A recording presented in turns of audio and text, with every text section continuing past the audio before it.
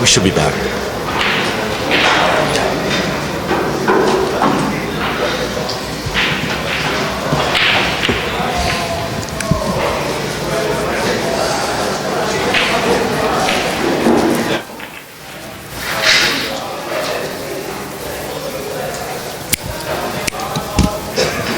All right, cats, I'm back.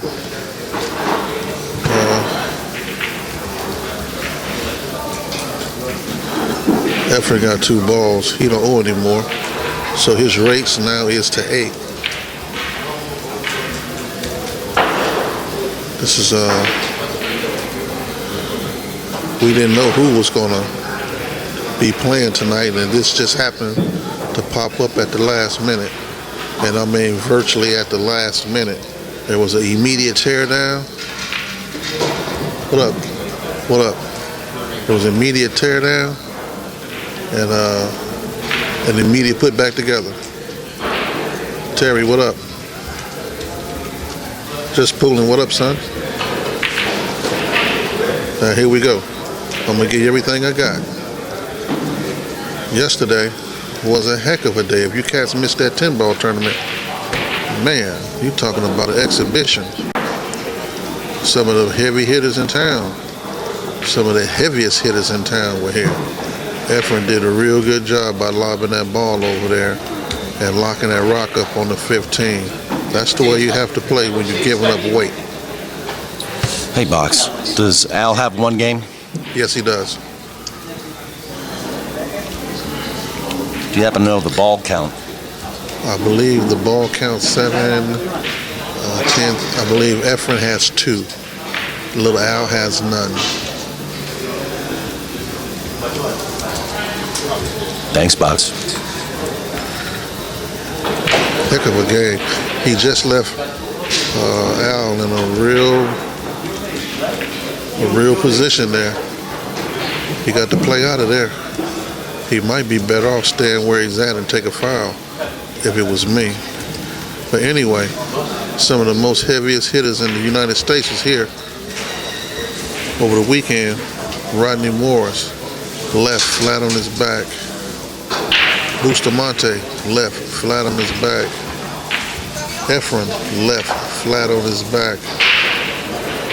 Max Ellerby, left flat on his back. Everly, excuse me.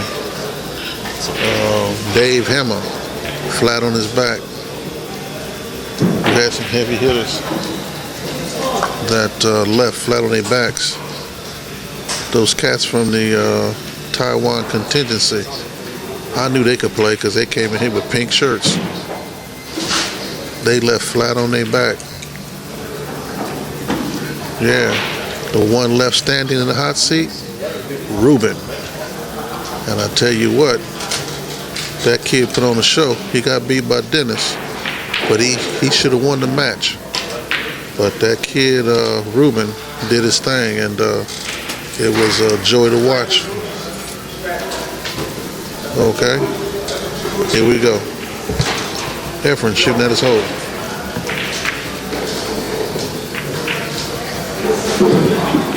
Good shot off the rail. That's why I said Al should have stayed where he's at. He should have sacrificed and owed another ball and don't let the man shoot and just stay where he's at, where he was at. As we all know, Efren is capable of getting out right here.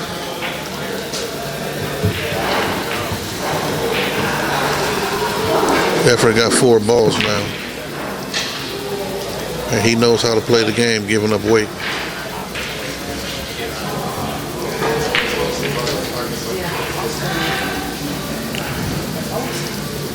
Yeah, he's doing a good job at it.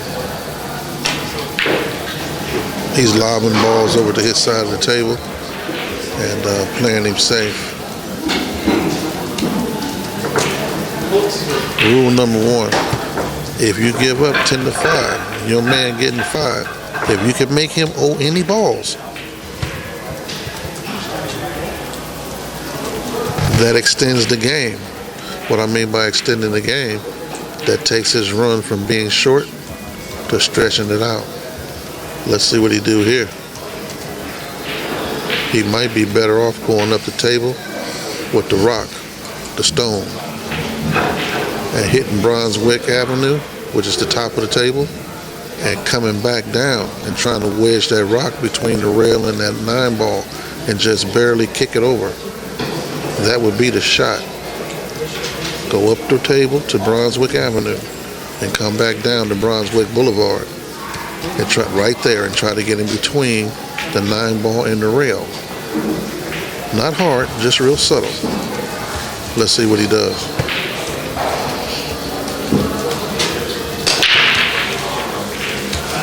Very experienced player. I'll be out of line trying to call his shot right or wrong. I'm going to just tell you what I thought I would do.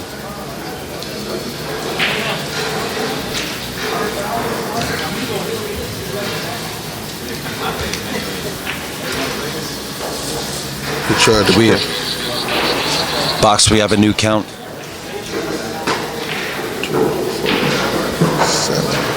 Efren has 4. That shot there, I don't like that shot. Unless he was trying to cross the ball, cross the 10-ball, and put the 10-ball on the other side of the rock and make it a two-ball combination.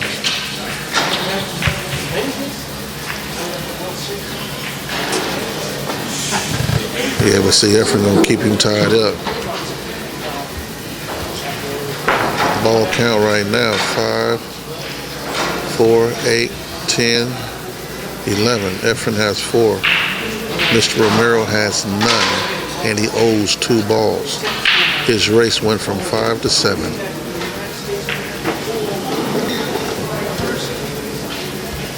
You can't take haphazardly shots like that.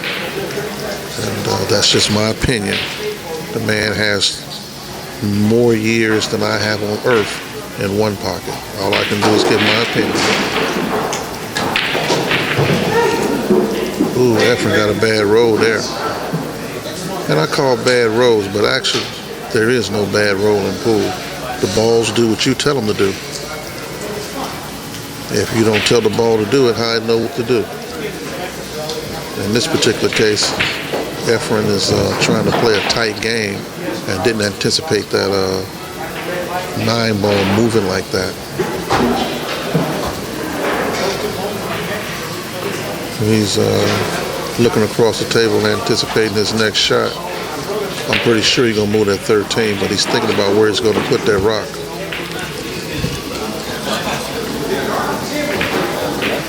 Yeah, he was thinking about where he's going to put that rock. He brought the rock up the table. And what he did was he was thinking about it before he even shot it, where anticipating his shot. That's a tier shot, I call. Most shots are shot on tiers, and that was a tier shot.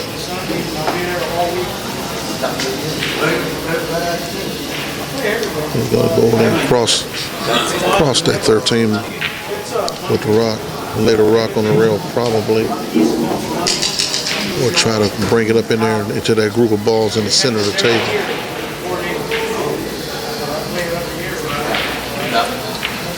Actually, I'm kind of surprised that Efren playing this way because he's leaving his side of the table exposed. He's leaving his side of the table exposed. Now, little Al got a shot here. The 1-ball to the 9-ball, but watch the 3-ball. Oh, he didn't shoot it. What is he doing? He's supposed to clean that out. You can't afford to leave balls in Efren's pocket like that. Just my opinion. He's supposed to move that 9 and that 1 out of there and carry him that 3 to his pocket. Take a shot. You can't leave that right there. Not playing the magician, you can't.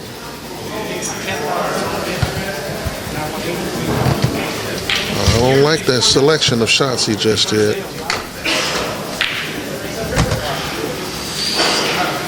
I think Efren realizes that too, so he considers it a mistake. So he's trying to figure out the best move he can make right now because of that mistake that Mr. Romero did. Efren actually wants to get that rock on top of that 3-ball if he can, or up here behind the deuce ball. We got the chat.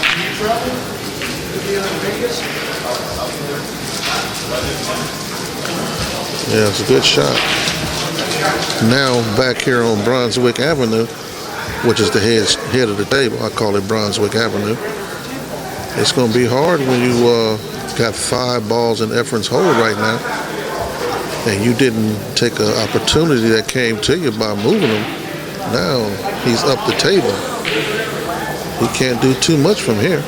Take a shot at that 4 ball, you know, and spin that rock up between the 5 and the 15, which is what he's looking at.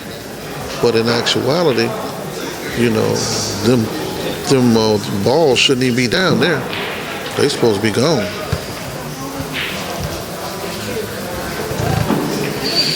And Mr. Romero plays old-fashioned one pocket. You know, there's a difference now. You got power one pocket, and you got old school one pocket. Romero plays old school one pocket. You had no business shooting that shot. And that's right, I said it. I know I shouldn't have said it, but I did say it. I'm criticizing the shot selection. I am out of line, but I'm doing it anyway. You don't take a shot like that on a magician. And if he had done like I said, he should have moved those 3 balls out of that pocket before he allowed him to shoot. There's a lot of people sweating this match, and a lot of people got their cheese on this match, and you do not take a shot like that for that kind of cheese. You just don't do it. Mr. Romero's 70 or a little bit older than 70, I'm pretty sure at this point. It's 10 o'clock at night. His biological clock might not be working as well as some others. He's been up all day, been working all day. The man got to know his limitations. And sometimes your mind want to do, but your body might say no. And this is not the time to be doing it.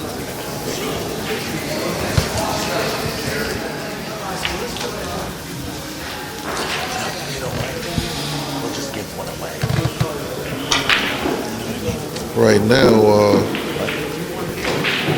Efren doesn't realize that he has this game, and that this game was made much easier by Al, and he's just taking advantage of the opportunities. Yeah, why not shoot that shot? 15 and 13 is tied up. Mr. Romero's not making good decisions, and he told me himself when I was up and coming, anytime balls are tied up on your side of the table, if you have to sacrifice, get them balls untied. You don't want them to be used against you, so get them untied. He told me that himself, so I know he knows better.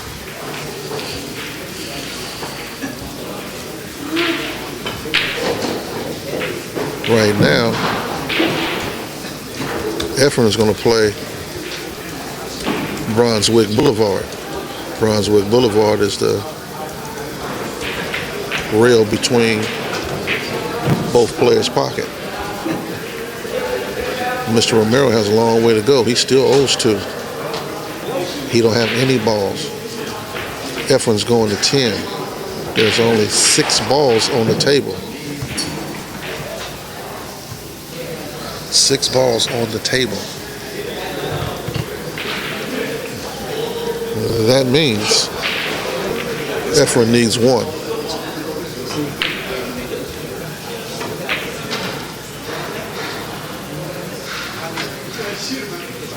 Now, there are not enough balls on the table for Mr. Romero to hide behind. So he got to go from lobbing to making. Yeah, so he got to go from lobbing the balls to making the balls. And as of now, he owes another ball. In actuality, he didn't put on 2, so this is his 3rd out. I don't know if they're playing that way, but he owes 3 now. This is a good decision. I want to see what decisions he made. Does he make the ball or does he move it? Okay. Because the reason I said that is because Mr. Al Romero owes 3 balls. He needs 1. Would you take a chance and move the ball or just go ahead and give it to him if you're going to spot it anyway?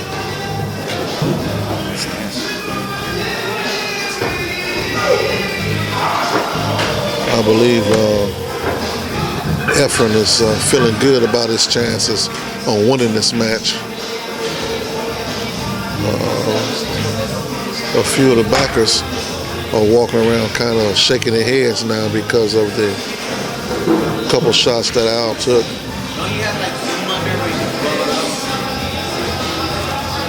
I could zoom it, but I'd have to be all the way up there. It's a good shot. Last minute. But when you need 9 balls and Efron needs 1, you got the fight. But your demise is not long in coming.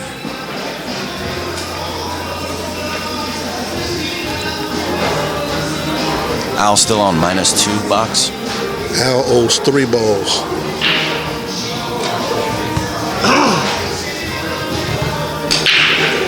I like watching Efren play. I don't watch him play as much as others, but I like to watch him play. I like to watch him play because his demeanor at the table, his stroke, his eyesight, his thinking comes into play. I don't like watching him too much because then you start to try to duplicate, and I just like to watch his style of play. He doesn't play a power game, he plays a advantage game. And that's another tier type. He can pocket balls, we all know that. But he's also an educated one pocket player. And he will make moves 3 or 4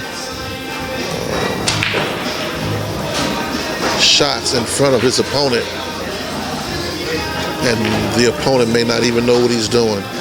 You have to pay very close attention to him.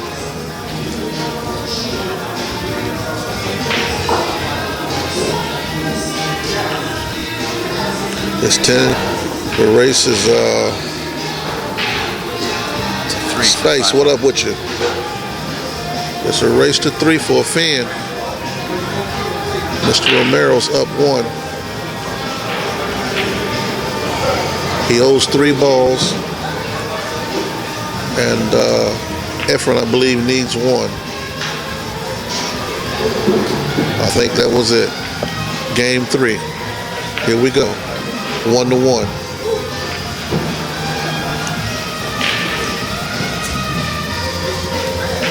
Here we go. Bank, what up, baby? It's a beautiful game. Romero decided to go to the bathroom. 115. Just like that. Romero decided to go to the little boy's room. Efron is Efron. He came in looking like he'd been asleep. He's lost weight too. And you know, anytime Efren comes in, he's looking for any kind of action. Any kind of action. And to give up 10-5, Efren knows Al Romero's history and knows how much knowledge he has of the game. So for him, it's the challenge. Not the money, it's the challenge. And that's what he's about. He wants this challenge. 10-5 is strong with Al Romero. One of the most feared one-pocket players back in the day in California.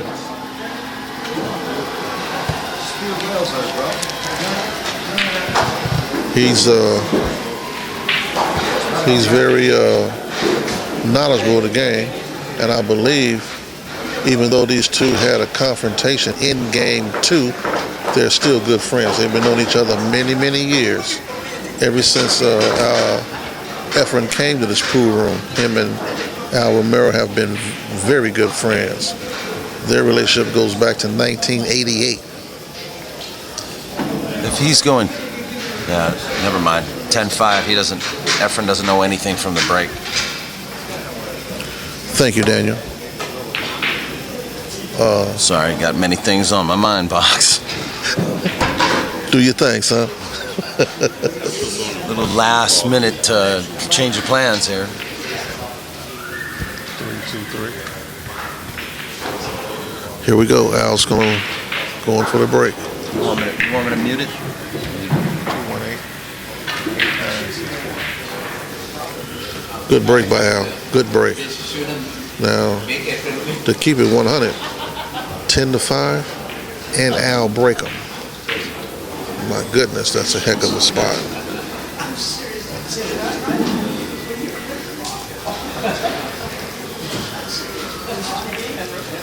Efren has a dilemma here.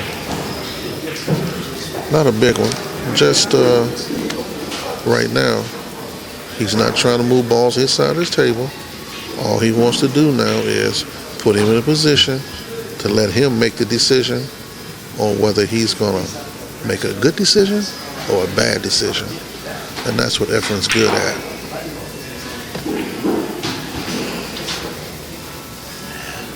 Scoreboard on the bottom. There it goes. See? Beautiful shot. Did you see the shot he just shot? You have to see some other stuff there. My goodness. Did you see that shot? I'll watch it right now. He went into the, ooh, my goodness. 3, yeah. He made a shot.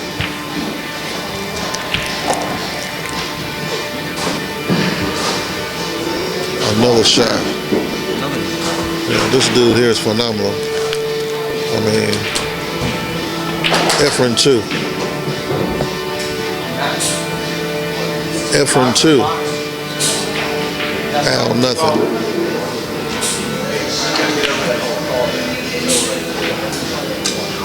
Oh, he missed that ball.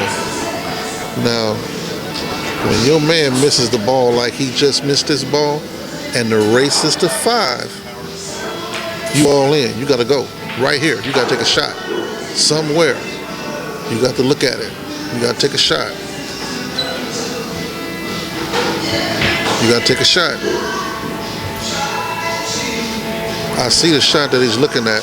He's looking at the carom. 15 ball to the 7, and then the 15 ball to his pocket. That's what he's looking at. At first he was. Now he's trying to picture the 13 ball. The race is to 3. And he's choosing to give him the 13 ball.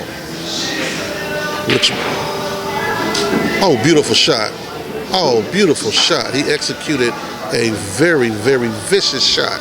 You have to be a piranha to take a shot like that. Al Romero has 1. It's his shot. And that's what I mean by you got to take a shot. When the race is short, you got to take a shot. And look what happened.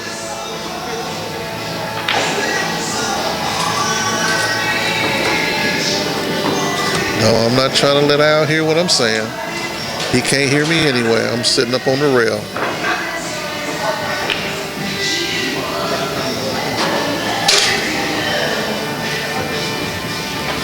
No. I didn't say 5. It's a race to 3 for 500. That's what I said. A race to 3 for 500.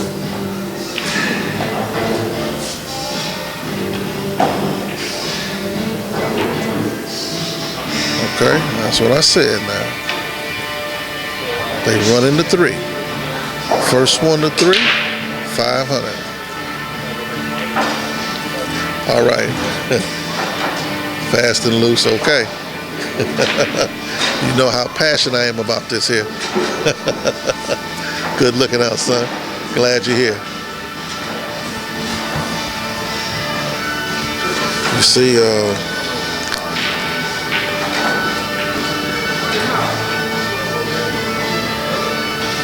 you gotta remember, when you're racing in a game like this, and Al took a shot and pocketed that ball. He's got 2 balls now. One he pocketed, and then one that Efren pocketed.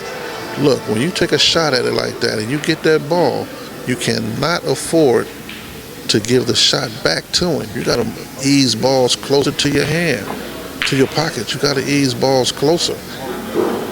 You just don't give him back a shot like that. And you can't give Efren blood tests either. Because we all know the man got, fruit punch in his blood. He don't have no problem with shooting at his hole, Now the ball count, 3, 6, 10. Efren has 3. Romero has 2. The ball count. Efren has 3. Romero has 2. Efren needs 7. Al needs 3. No, just chopsticks. That's a very, very good shot. You put him in a good spot there. Nobody called a 1 ball froze. That's important. Nobody called a 1 ball froze.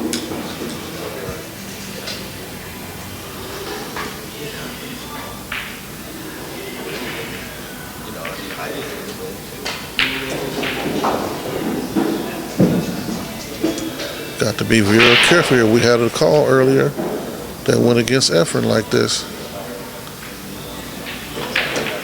Good shot.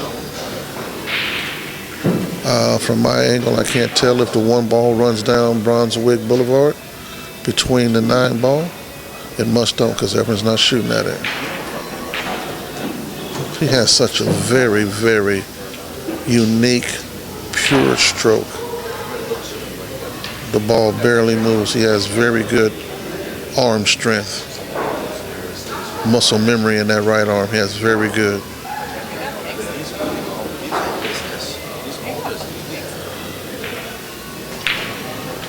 If he had got a little bit more on it, been a good shot.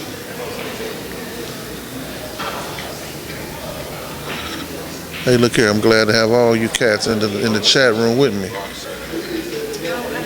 10 o'clock, 11 o'clock at night. You cats must don't have a life. Neither do I. But it's nothing I'd rather do than play or commentate a 1-pocket game. Efren's got 4. Al still has 2.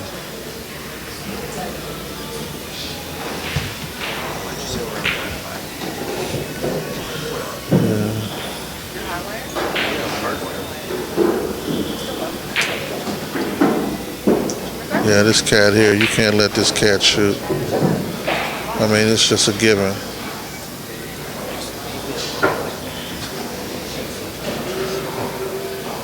Now, you got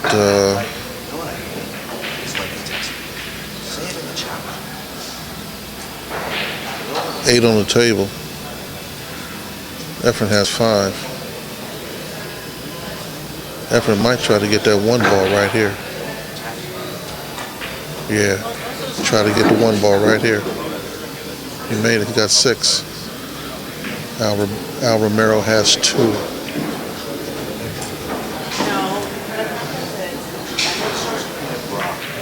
Seven for Efren.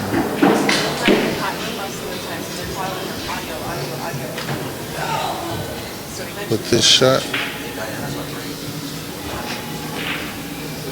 Efren has 8. He come up to get that 4 ball.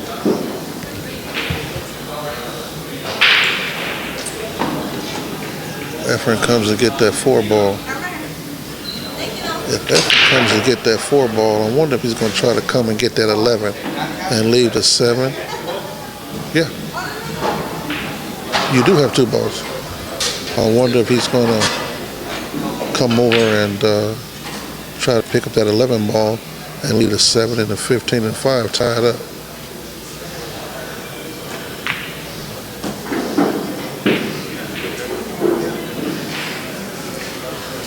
Efren is playing for 1. Al Romero has 2. Efren has 9. Game count, 1 apiece.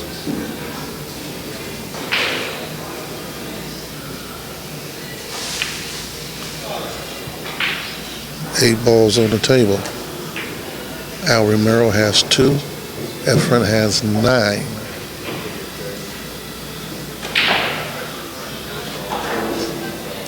Uh, 11 ball be a good bank, but he's the 15 ball. He can't get between it, so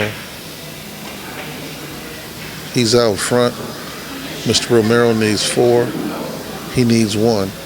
He made the best shot. Who am I to question Efren's shot?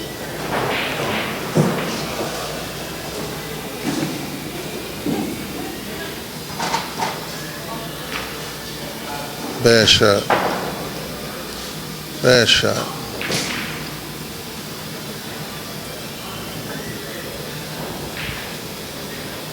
He's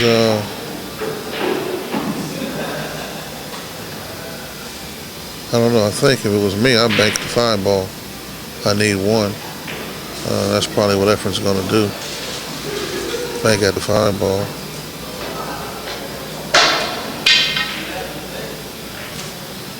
He changed his mind.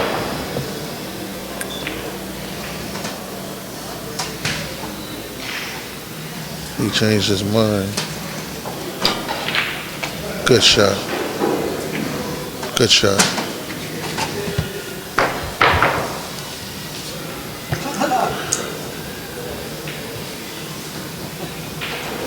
I hope you don't mind. We haven't eaten yet, so we're just eating a little bit. What's the ball count, Box? Efren has 9. Al has 2. A game apiece. Race to 3. For Finn.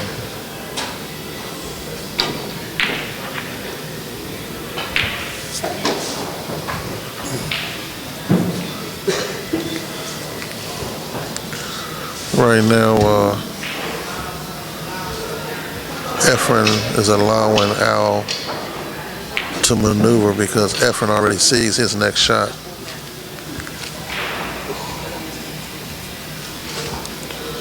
$15 ball, 2 rails. He can stop it right there. No. Let the rock roll towards the rail. Let the rock roll the rail. Like I said, stop it. That's a lot of pressure to put on your man with your last money ball sitting in the hole. Excuse me, I'm speaking to Alex. He seems to know a little bit more than I do. Alex from Cucamonga, my friend. Stopped me from going to jail one day. Thank you very much, Alex. I'll never forget it. He's not going to shoot at that 5 ball, Alex. He cannot shoot at it. If he shoots at it, he's giving away his money. I know you do.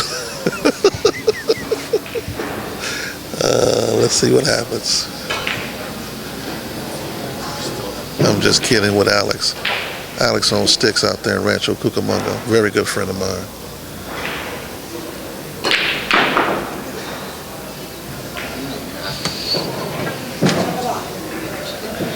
Well, he tried.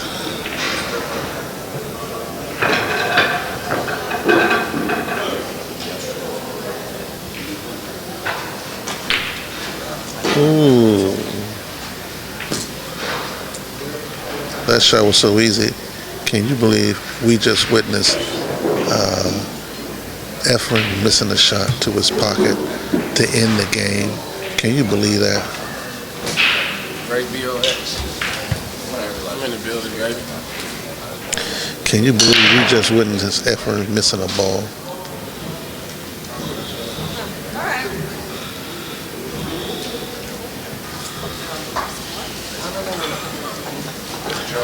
Well, the ball count, 9-3.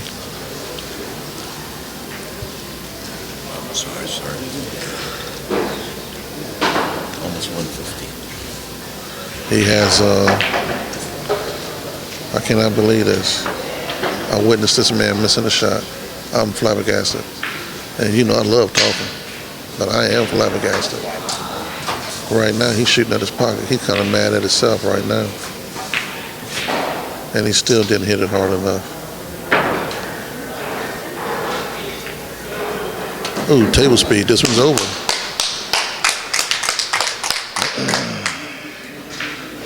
Game count. 2 to Efren. 1 to Little Al. Race to 3.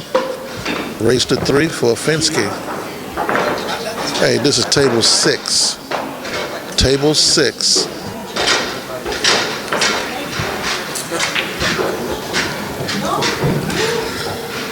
I don't know if we're going to have any action after this. We will. Or if the coin will be flipped. Right, or if the coin will be flipped. You got a few backers here. They may not like this after this is over with. I don't like the way Mr. Romero's playing, but or the shot selection, but it is what it is. And that's what make one pocket what it is.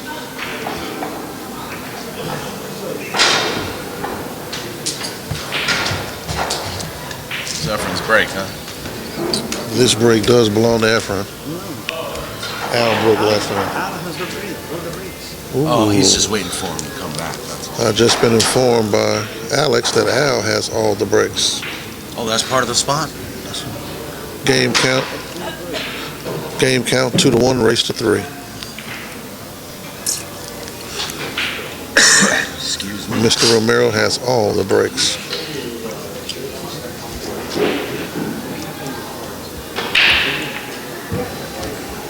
Well, you know, on table 6, that is the action table. And people are pouring in. Chat room is lit up. This here could be the last game, or it could be a coin flip from here. And Efron's the perfect gentleman. He'll let anybody do what they got to do, rack the balls, go to the bathroom, whatever. Efron is nonchalant about it. A real good demeanor around the table, as we all know. And in exchange, Al Romero changes pockets. He alternates the pockets. I don't know if that's part of the action or what, but he does alternate the pockets. It's past pretty sporty. It's a heck of a challenge. And for Efren, you know, world champion. What can you say? I can't think of enough words to say about him. And to me, I'm pretty sure you guys know too, it ain't the 500. The 500 is the guys that put the money up. That's their thing. His thing is the challenge. What is there left for him? It's not the money. It's the challenge to give somebody of Al's caliber 10-5 and the breaks. Come on, man. That's the challenge. That keeps him in. That keeps his head strong. That keeps him in the game. It ain't the money. The man's a millionaire. He wants the challenge. And in the game of one pocket, that's what you gotta want. You gotta want the challenge. If you don't want the challenge, don't bet your money. Wrong game. Go play a call bucket 8 ball on a bar table or something.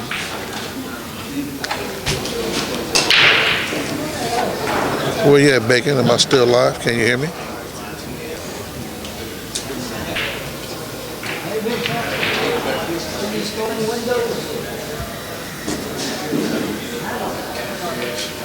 Chat room, am I still live? Can you hear me?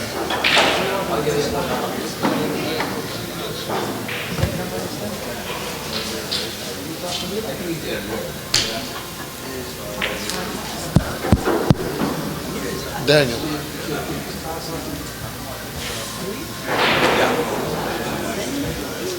What's wrong with you? What? I was wild. I didn't know if anybody could hear me. Oh.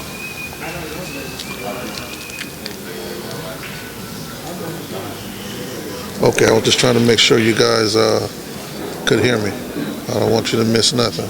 I'm going to give it to you like I call it. Al laid a good break, and it seems like Efren got out of it.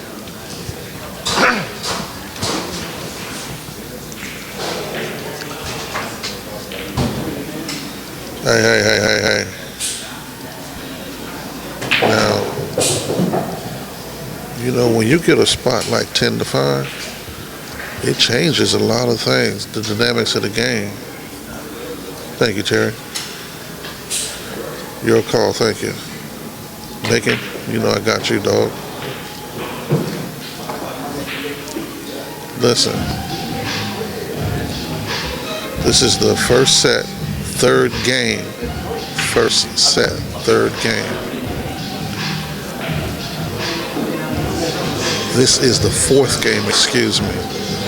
Fourth game. Al won the first set, the first game. Efron won the next 2. This is game 4, race to 3. Game 4, race to 3. Little Al is the local Q Smith here. Sneaky Pete's is his thing. He's been here since the inception of this place. He's been here since 1988 that I know of.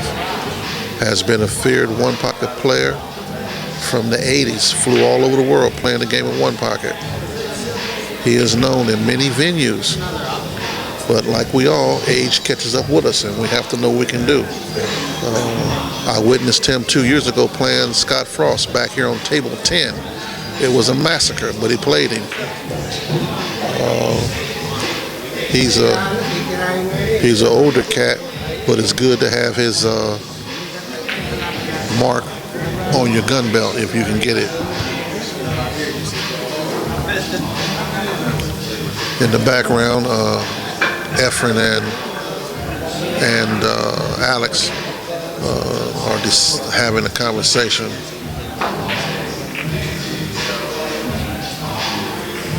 Yeah, he's famous for his Sneaky Pete's. A lot of guys, local, consider his Sneaky Pete's a thing of art.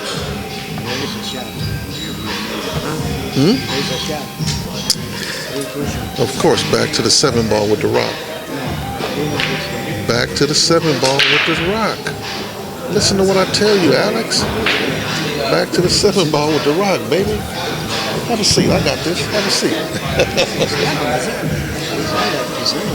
In the vicinity, but that's where it's supposed to go, Alex. Have a seat. Beautiful shot, though. Beautiful shot. That's a shot some guys are just becoming aware of. That opposite straight back bank, letting the rock run 3 rails, coming back to your opponent's corner, which is what me and Alex from Sticks, Rancho Cucamonga, that's what we were discussing.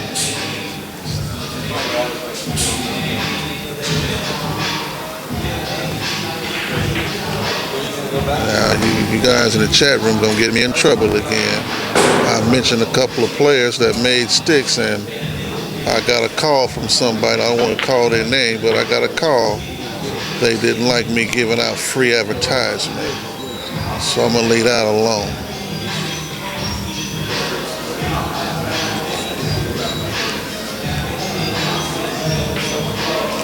Yes, this is little Al Romero in the orange shirt.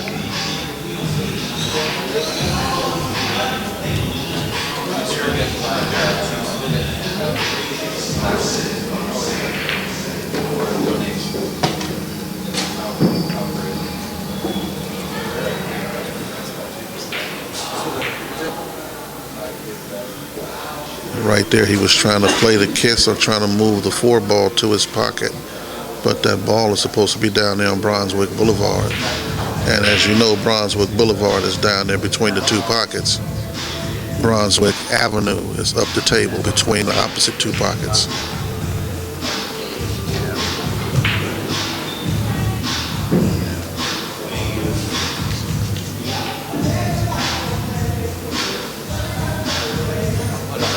Efren is going to play the same thing.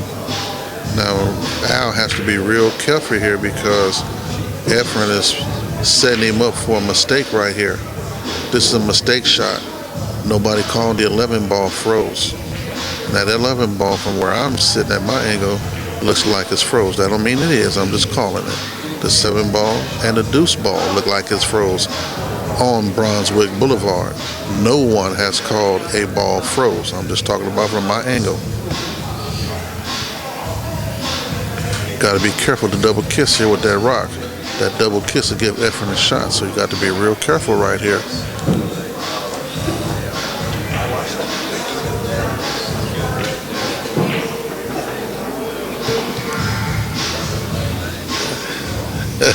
Hey Chuck, I'm not gonna let you pull me into that, son.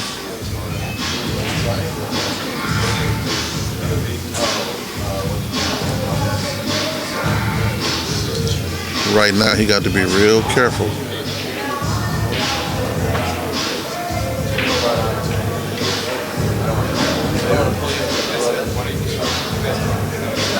See, that's a good shot. You have to be very careful with that shot because it could have double kissed. And that's what I was talking about. I couldn't see if that shot was, or if that ball was froze. Nobody called it froze, so I'm assuming that they're not.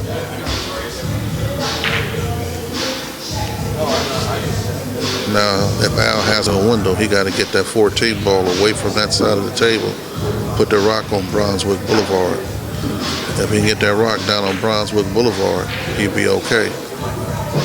You got to make the right decision here.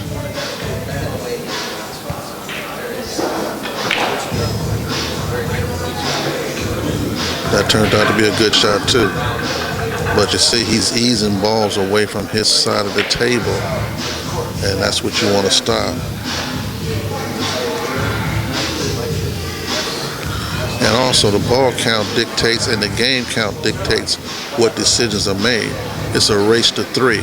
Efron's up 2 games to 1. So at this point, his decision making has to be on tap, because if not, he could lose it right here.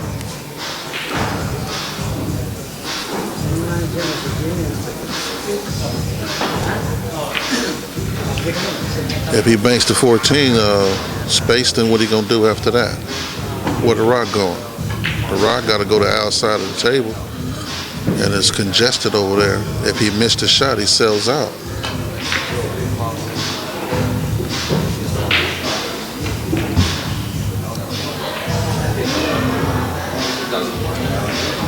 I'll tell you like this here, fast and loose. I seen, as you already know, I'm sure you do, out of all people, I seen Efren give Bobby Emmons 10-6 and run him out of here. It is no way do I think Al is in the league of Bobby Emmons. Now, he did good at his time, but you got to know your limitations. And when Father Time catches up with you, you know, you got to realize what you can do and what you can't do. Efren gave Bobby 10-6. He's giving Al 10-5. The challenge for Efren is the spot. But can Al get out? No. And that's because the score now is Al 1, Efren 2, race to 3. Al is out of line.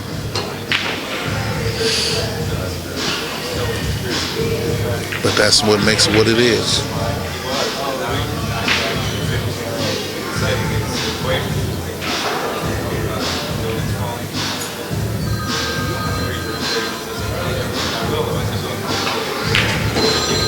Well, you know, we all calling what we see, but I am not going to question Efren's style of play or his shot-making ability, and I'm trying not to question Mr. Romero's shot-making or playing ability, because he's got more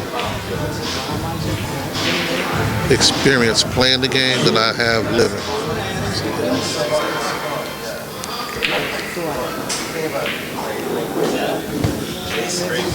And you have to be careful. You cannot give this cat a shot.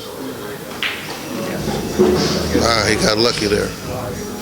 Al got lucky there.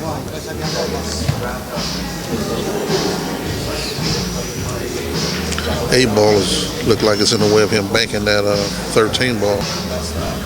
He might take a shot at something else without selling out.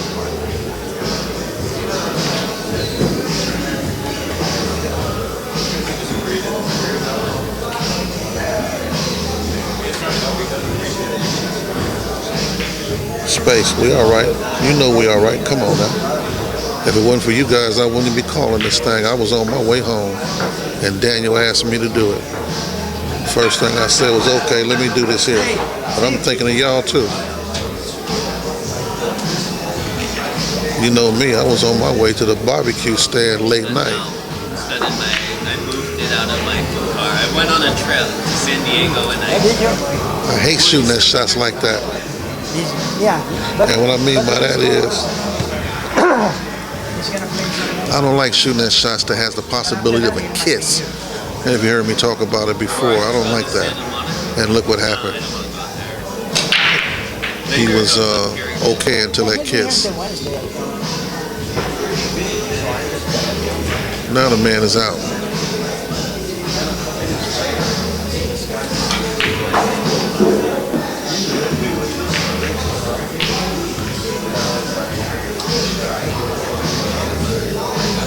Efren got 4, Al nothing. Efren has 5, Al nothing.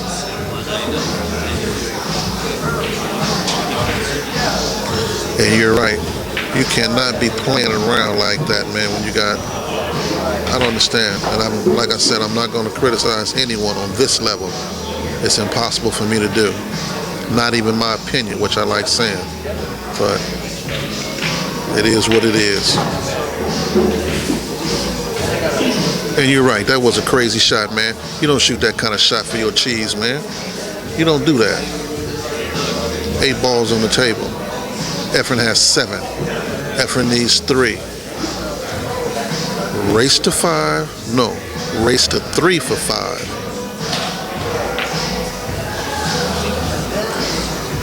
Game count: 1 for Al, 2 for Efren. Ball count: Efren has 7. Mr. Romero has none.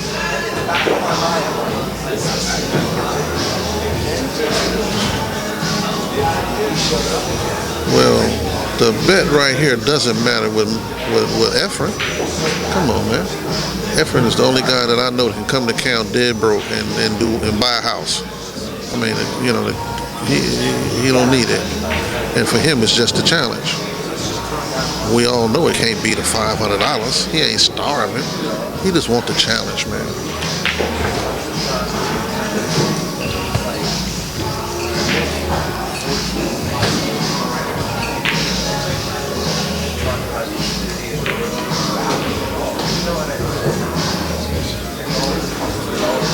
Well, I mean, come on. That's what makes it what it is. You got action players. You got guys in here that want to see the game and don't think that Efren can give this man 10-5. So that's when the wager comes in. You know, a lot of guys think that, you know, and there's 3 or 4 of them here that put the money up that feel like, you know, Efren cannot give Mr. Romero, you know, 10-5. And that's what makes wagering what it is.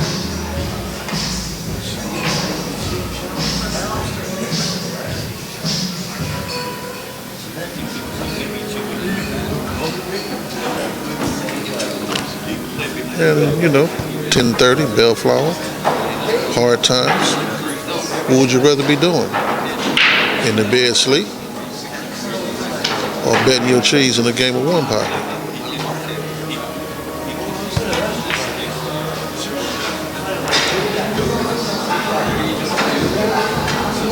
Believe me, there was no one here for a long time. And as you can hear in the background now, we got quite a few players, quite a few real birds. Everybody's here. They're doing their thing. A lot of cats, yeah, heard Efren was here, and they came in to see Efren, you know, which is one of his stops when he comes here. So, yeah, you got a lot of people come in to see him. No one here to see Mr. Romero. He's here every day. 140 in New York.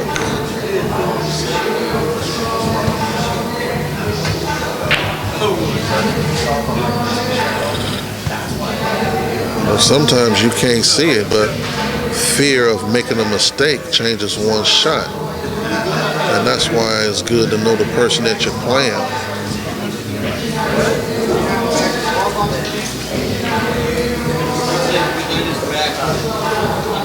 I think Efren is doing a very good job in his display of defense, and that's what he's doing.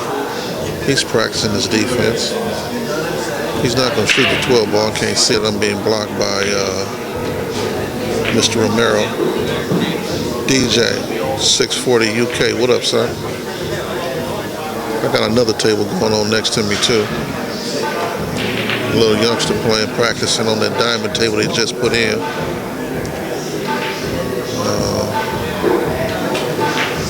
It's still 7-0. I got another table going on back there in table 4. No action involved. We still have stands put up in here from yesterday's or the weekend's tournament. One of the best tournaments I've seen in a long time as far as participating. Heavy hitters, big names here in the flesh doing their thing. Some left on their back. That Taiwan contingency, they call themselves the Taiwan Tornadoes. They came in here in pink shirts. And, back in the day, if you wore pink, you better know how to fight. Well, those cats knew how to fight. They did their thing, but they left on their back.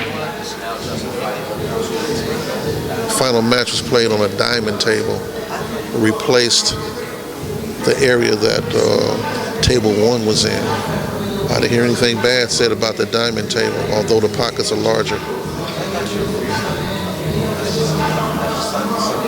Ball count. Efren, 7. Mr. Romero, nothing. Game count. Mr. Romero won the first game. Efron won the next 2. This is the 4th game. Race to 3 for the nickel.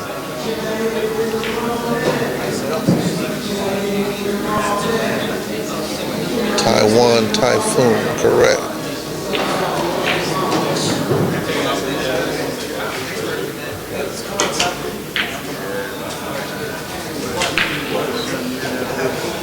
Well, here we go. Let's see what happens here. This is where your nerves come in at.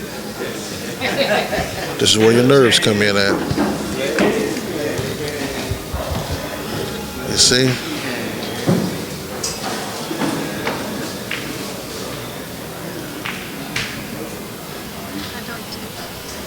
Huh?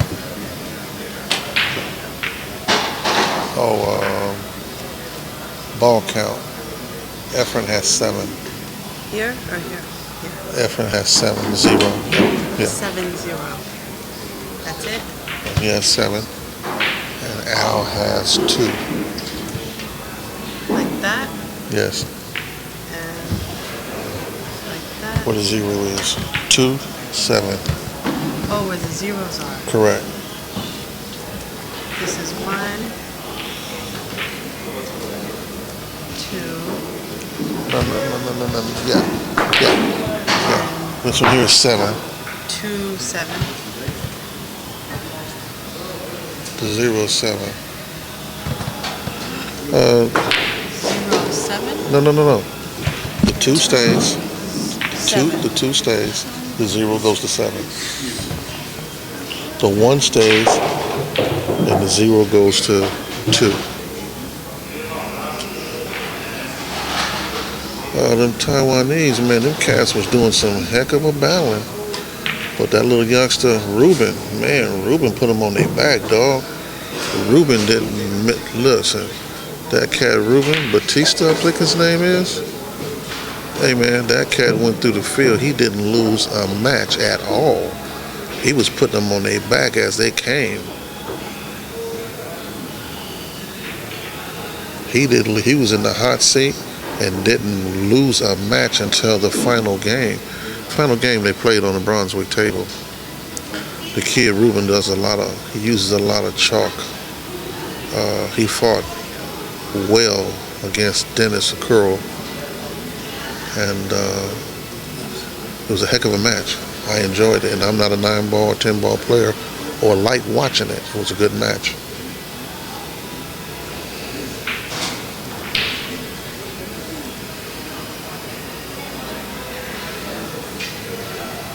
And I've seen Ruben play before on the bar table. He didn't exhibit that type of talent on the bar table. Not to me, anyway. But it was a whole different picture, son, when he came in here for that cheese. He's going to have a problem now, though, because he took down some of the world's best. So he's going to have to start giving up weight, because they're not going to play him even now. Great player from Mexico. I got a commercial. It's your string.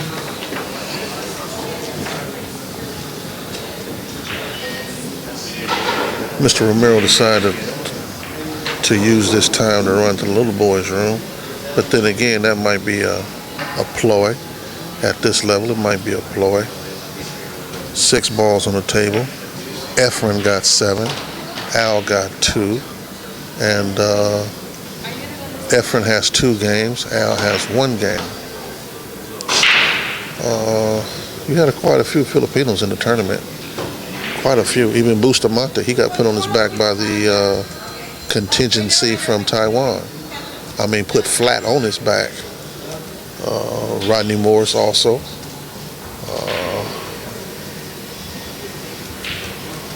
I can't remember. I'm trying to call everything I can remember. They did a heck of a job.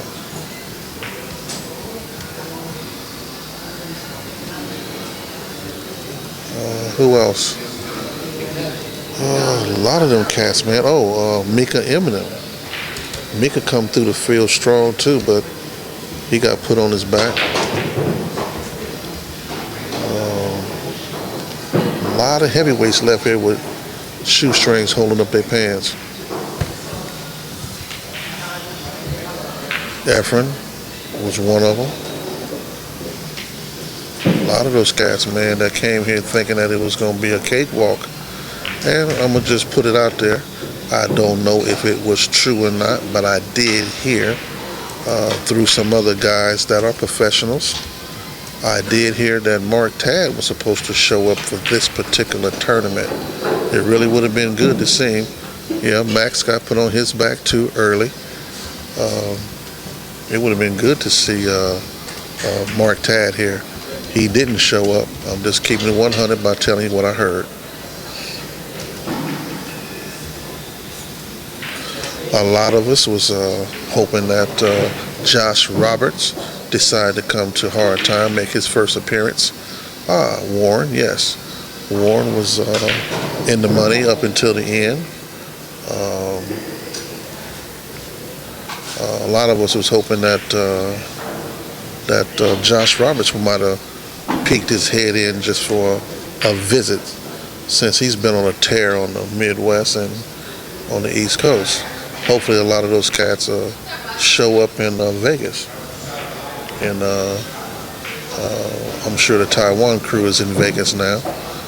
They don't have no reason to hold their head down. They did a very good job.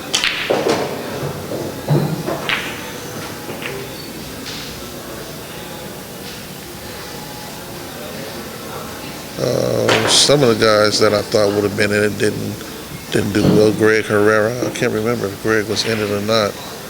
He did make an appearance here.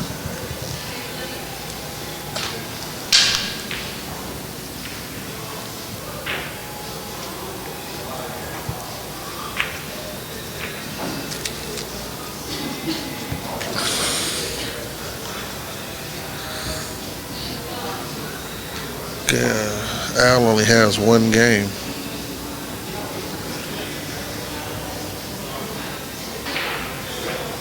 Dennis Hatch, he left here flat on his back. He got knocked off by the tallest of the Taiwanese. I watched that match. Dennis roared back, but the guy had 1 game too many for the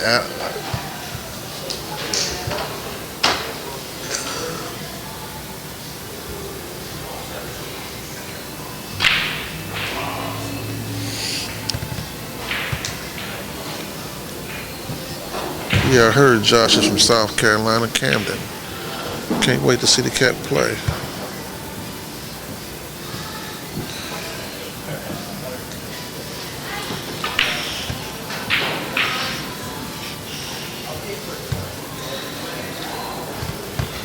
I can't remember everything. Don't forget I'm an old man in barbecue. When I get eating that barbecue, you know, I get forgetful. Potato salad is the only thing that makes me remember. I didn't have no potato salad, I just had beans.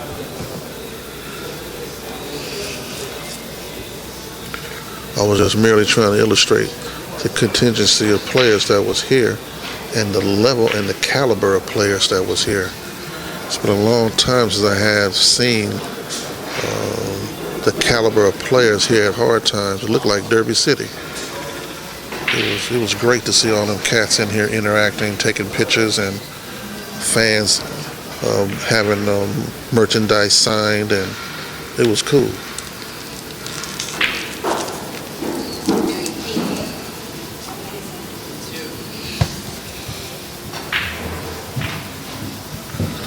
Six balls on the table.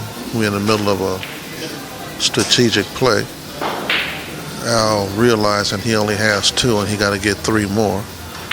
Efren realized he has seven and he just needs three more. So it's a race to three here.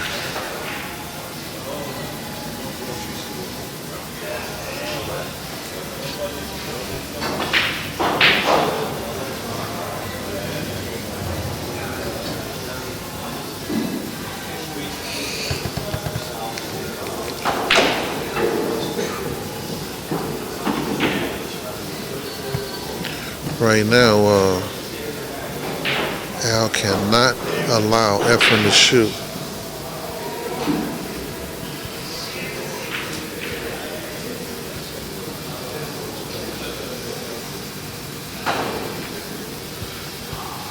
Made a good shot. Al is trying to get at least three balls so that he can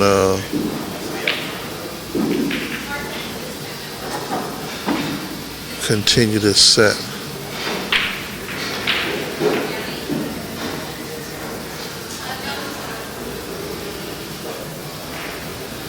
I've kind of been following that kid, Josh Roberts. I heard about him a couple of years ago, but I never got a chance to see him play, and I finally got some footage and watched him. He plays pretty good. And Al plays old school one pocket, that's for sure.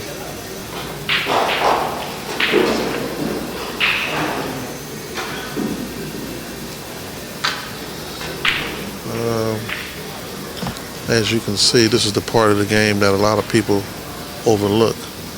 This is an up-table game. Up-table, when I say up-table, I'm thinking about one player in particular that was known for his up-table game, and that was Mr. Nick Varner. Played a heck of an up-table game. I mean, he was great at it.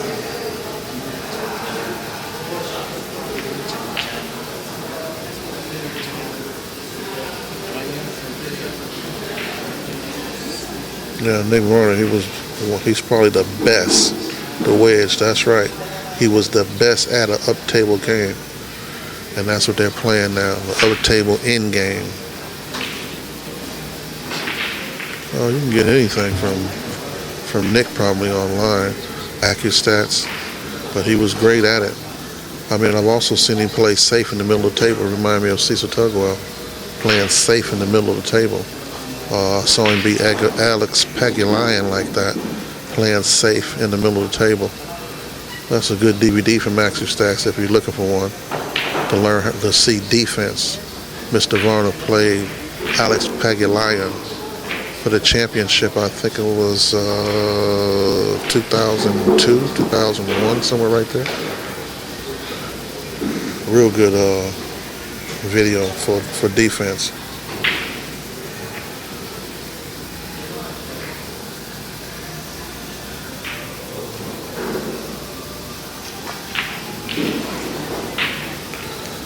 One Pocket Rich is a good friend of mine. If you're talking about Rich from Santa Monica, he does play a good up-table game. But you know, a lot of cats, a lot of those cats, or a lot of, oh, what a cross corner he shot. Did you see him cross corner that ball? 3 balls left on the table.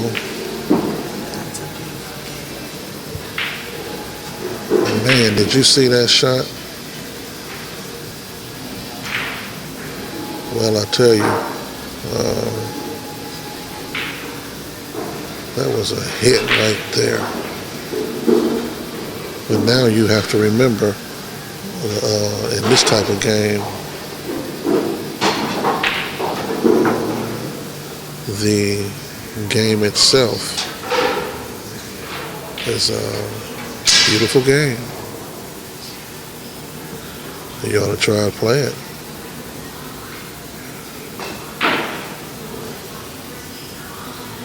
Me, myself, I got about 500 videos. Don't hold me to the accuracy, but close to it. Nothing but one pocket. I've said it before. Nothing but one pocket. I don't care about nothing else. I take that back. I got 2 9-balls. Both of them of Mark Tad. Mark Tad at the Bicycle Club playing, who was he playing? Oh, he was playing Kim Davenport for the Cheese, and Kim Davenport beat him.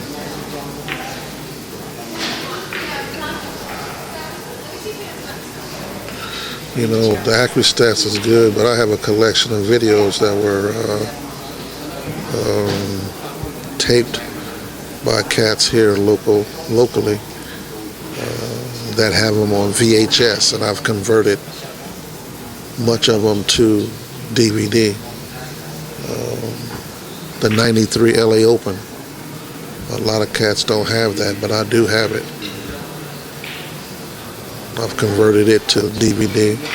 And the other one that a lot of people are looking for is the one with Cecil Tugwell and Efren playing here in '89 when Cecil Tugwell beat Efren.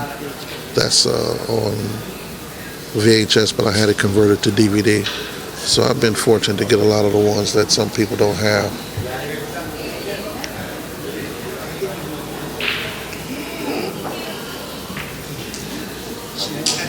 Hey. Yeah, I heard Mark was supposed to be at this place, but let's see what happens. I love to see him. Heck of a talent. I seen him play at the 93 Open. I was there in person when he played that at the 93 LA Open. They still talking about his display of talent at that time.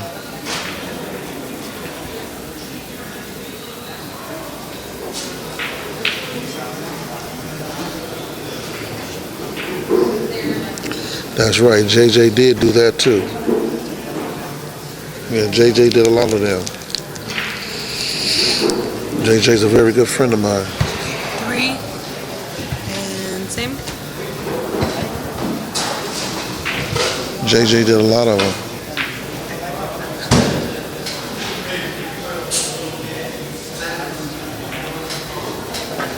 Yeah, I'm very good friends with you guys that listened to me before. You know, I'm very passionate about Mr. Tugwell. I met him as a kid in '69, and I had the pleasure of meeting another country hustler by the name of Johnny Wesley Jenkins. He's another player out of South Carolina, and he also too is from Camden. He's about 78 years old right now, and I'm doing not only am I, but POVPOOL, Daniel, is doing an interview with him, and you guys look forward to seeing that when it's ready.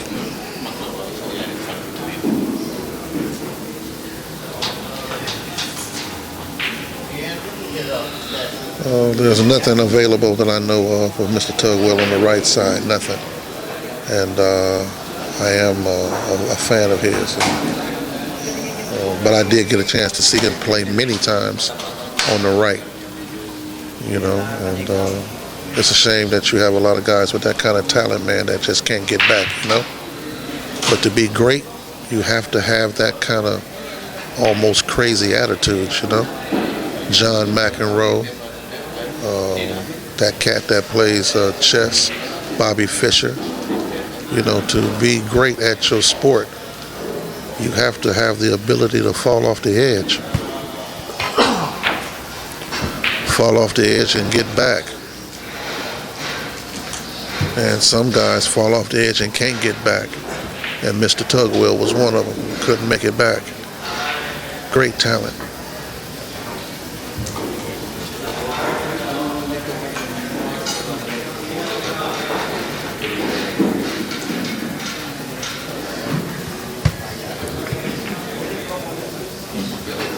Documentation of this game that we love so much is very important to me. I am collecting from certain players that I know possess memorabilia. I am collecting some of it now, and hopefully I'll be able to post it onepocket.org or AZ Billiards, some of the memorabilia I've collected the last 90 days. But back to the game.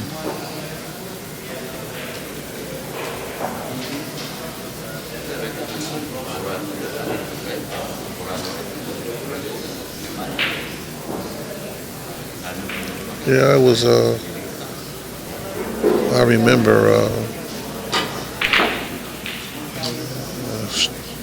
I'm surprised Efron left that up. That's why he shot that deuce ball so hard. Because if Al shoots at anything, he sells out the deuce ball. I remember when Cecil went to the left hand. I was in the back of Charlie Neal's pool hall in Western. It's known. He was in the back throwing rocks with his left hand. Just throwing rocks. And I asked him, what was he doing? He was learning how to control his left hand at that time. Al just shot a monster. And I didn't get a chance to see everything, but I remember him throwing rocks and getting that left hand in order. A little time went by, and next thing I know, he was playing on the left side at Hawaiian Billiards. I believe now Al shoots the same shot again.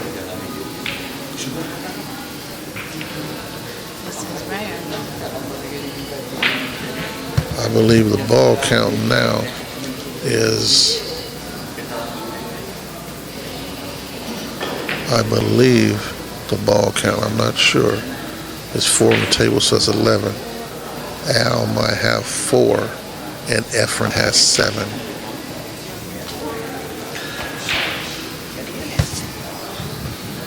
Four.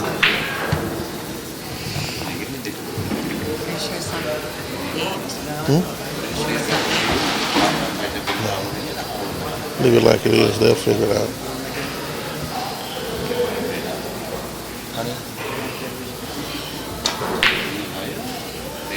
Do you know what my cue is?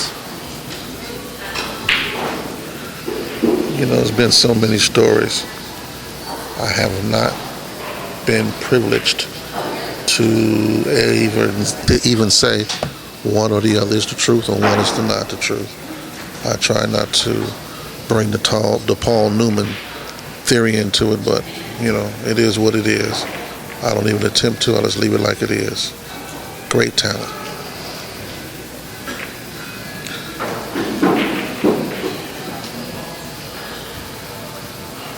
I believe the ball count has just changed.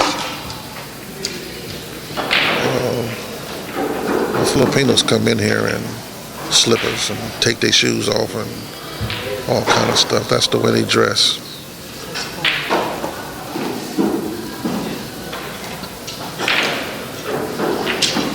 Efren shooting at it from here. No, he didn't get it.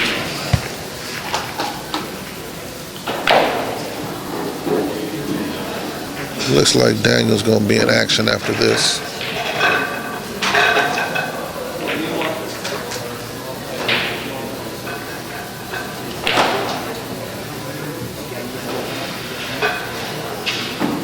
You know, everybody can contemplate what took place, what happened. But did Mr. Tugwell actually play that well to where they broke his hand? I mean, there's a flip side to that. You got to be really hitting them balls for them to break your arm like that. If that be it, I can't say. Just speculating. Some say it was a car accident. I do remember the brown Mercedes. I don't know if that was it or not. I'm just contemplating. I'm just filling in the gaps here. 3 balls left on the table. This is a grinding game here. Mr. Romero will grind.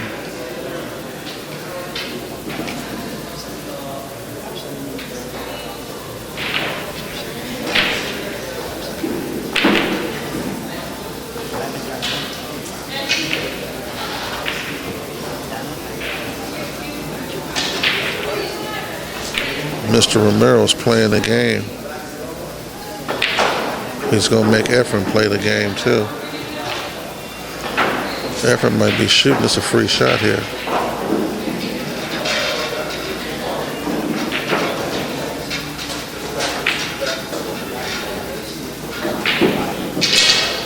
That's a good shot. Mr. Romero has to be careful right here now, because he's going to move that 12, but don't let the 8 ball come into play. Good shot.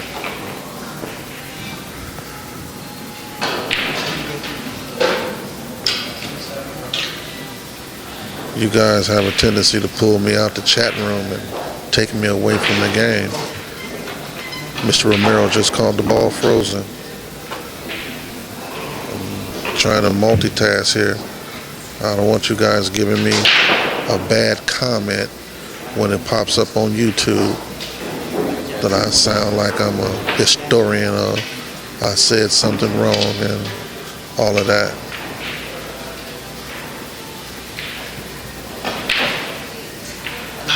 As you know, I've said I'll keep it 100 and give you what I got. That don't mean I'm the world's greatest one-pocket player. No, that don't mean it. I'm just trying to fill it in.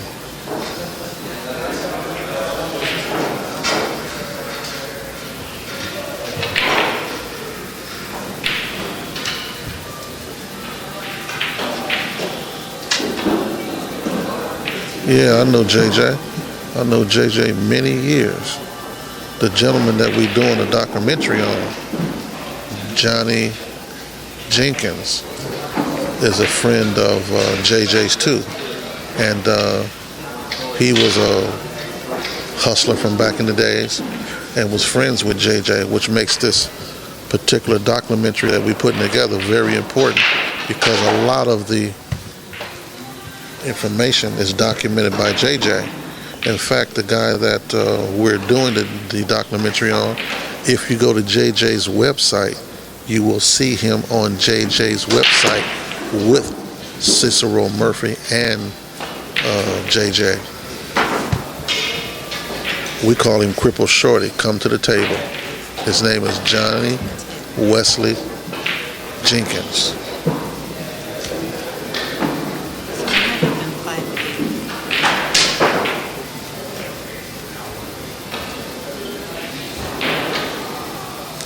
What a shot.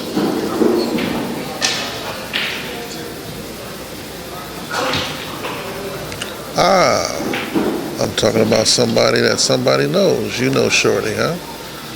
Shorty's a good friend of mine. I've been knowing Shorty many years. Great cash player, you're correct. But you don't find him in any of the books. And I got a little upset about that, so we're trying to correct that. He said, Shorty said he was on the road with Little Al. Oh yeah, Shorty was on the road with Little Al Romero, yeah. But you don't see that in the books though. You know what I mean? And that's why we doing well. That's why you had the interview with Shorty. Yeah, it's gonna come out. We'll get it out.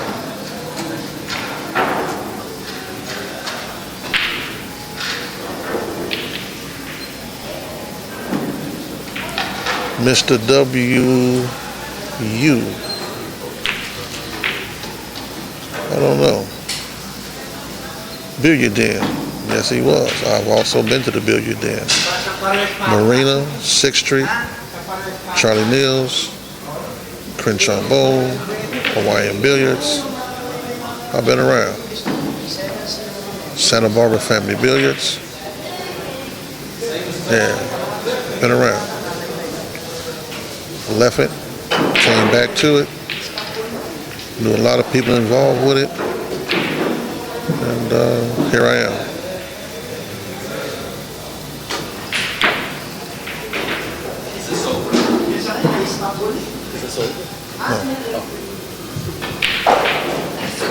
Have you reset recording? Well, this is over with. I think it's over. 2-2. Yeah, Al won it, right? 2-2. Yeah.